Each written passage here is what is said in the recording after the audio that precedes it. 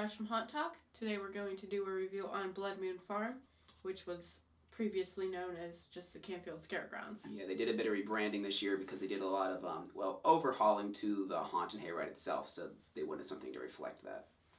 It is located in the Canfield Fairgrounds. With it, you get a haunted house, a hayride, and the slaughterhouse. Right. You can pay separately to do just the house or just the hayride, but the slaughterhouse comes with either one. Which I believe, if you want to, you could go to just the slaughterhouse for like $4 or $5.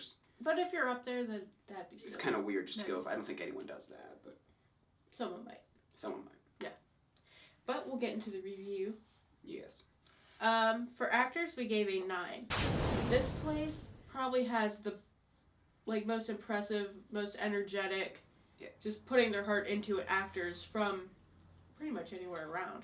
Yeah, I mean, just watching them, you can tell that this is something that they actually really want to do, and I'm not sure, did they get paid? I mean, that's kind of besides the point. I think they might. But the reason I was going to bring it up is, you can tell some places you go and they're just kind of there for a bit more of a paycheck, but these people really put their heart and soul into it. I mean, just chasing people around and stuff. And the actors inside the house and everything, when they would say lines, they felt genuine. They didn't feel like these corny haunted house lines. It felt like this is what they feel. Like they wouldn't rip your face off. Yeah. And they're also a lot more grabby and kind of touchy and stuff. This year, rooms you're walking through and they're grabbing your ankles, you can't see anything. Yeah. Just kind of everywhere. Yeah, there's a ton of actors too. The little haunted house, slaughterhouse, is the one I was probably most impressed because all the slaughterhouse basically is, and we'll get more into design, but it's basically just a room with fog and boards. But just the way the actors made that entire haunt, they made it really good actually. Oh yeah. Yeah.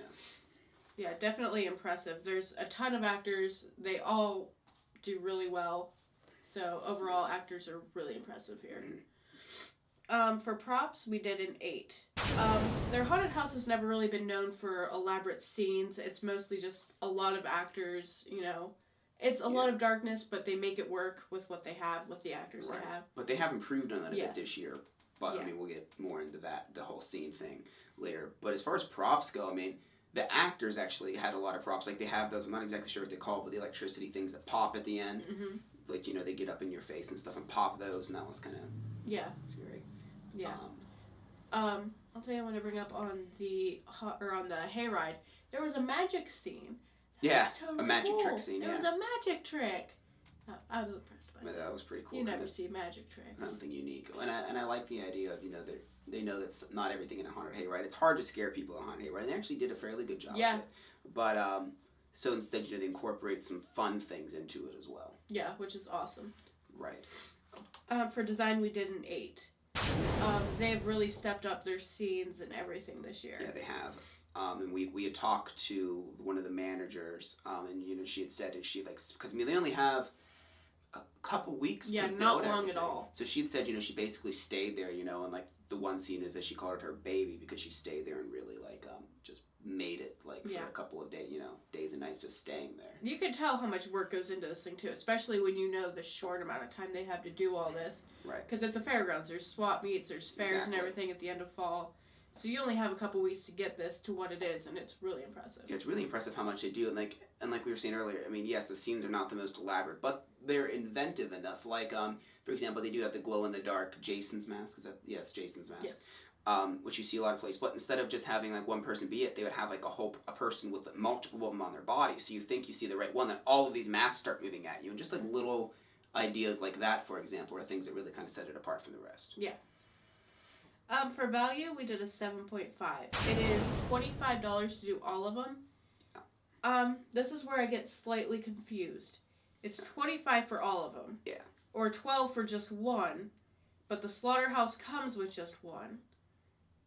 And I'm not the best at math, but I'm pretty sure 12 and 12 is 24. Right. Now, when I was there the other day, it was on a Thursday, and I think it was less. Well, I know they do 20 on Sunday, so that might be a Thursday-Sunday thing. Yeah, but normally, it's kind of odd. I don't exactly understand that, but we looked it up when we wrote this. So yes, so we did a 7.5 because $25 for all three things is a good value.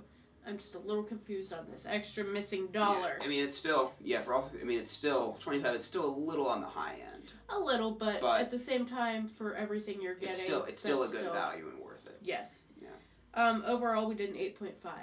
It was really enjoyable. Yeah, it was really enjoyable. It was a lot of fun. I mean, just the actors alone, just watching them act is. Yeah, they fun. pretty much make the place.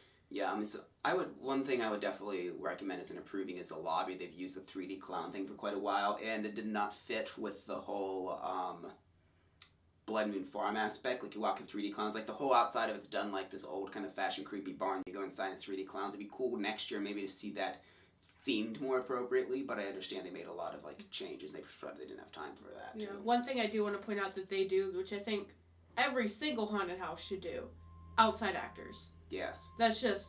And line actors. It helps so much. When you're at a haunted house and you're waiting to get into a place, having outside actors makes you feel like, you're not wasting time trying to get in. Even if you're not the kind of person that gets scared by it's entertaining. Actors, it's entertaining to watch them scare the people that do get really scared. Yeah. And they have quite a few outside actors, which I love. So, kudos on that. Yeah. All right, well, that pretty much wraps it up for our review. Mm-hmm. And That thing. Yeah, well.